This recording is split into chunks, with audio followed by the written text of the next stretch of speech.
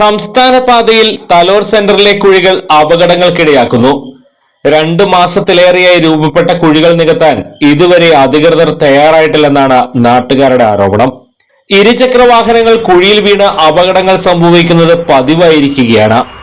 വീതി കുറഞ്ഞ റോഡിൽ കുഴികൾ രൂപപ്പെട്ടതോടെ ഗതാഗതക്കുരുക്കും രൂക്ഷമാണ്. കുഴിയിൽ വീഴാതിരിക്കാൻ വലിയ വാഹനങ്ങൾ മാറ്റിയെടുക്കുന്നതും അപകടങ്ങൾക്കിടയാകുന്നുണ്ട്. നാട്ടുകാർ ചേർന്ന് പലതവണ കുഴികൾ താൽക്കാലികമായി നികത്തിയെങ്കിലും ഫലമുണ്ടായില്ല. വാഹനങ്ങൾ കടന്നു പോകുമ്പോൾ കാൽനട യാത്രക്കാരുടെ ദേഹത്തും വ്യാപാര സ്ഥാപനങ്ങളിലേക്കും ചെളി തെറിക്കുന്നതും പതിവായിരിക്കുകയാണ്. പൊതുമരാമത്ത് അധികൃതർ ഇടപെട്ട റോഡിലെ കുഴികൾ നികത്തി സഞ്ചാര യോഗ്യമാക്കണമെന്നാണ് നാട്ടുകാരുടെ ആവശ്യം.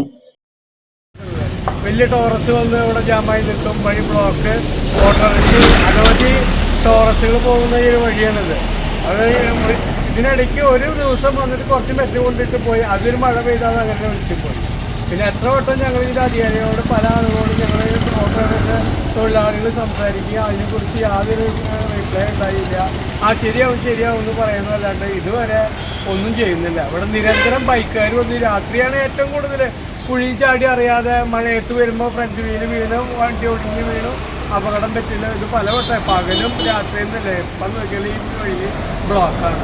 ഇതാണ് ഇവിടെ നടക്കുന്നത്. ഇതിനെക്കുറിച്ച് ഒരാളും ഇതിനൊരു പറയുന്നില്ല.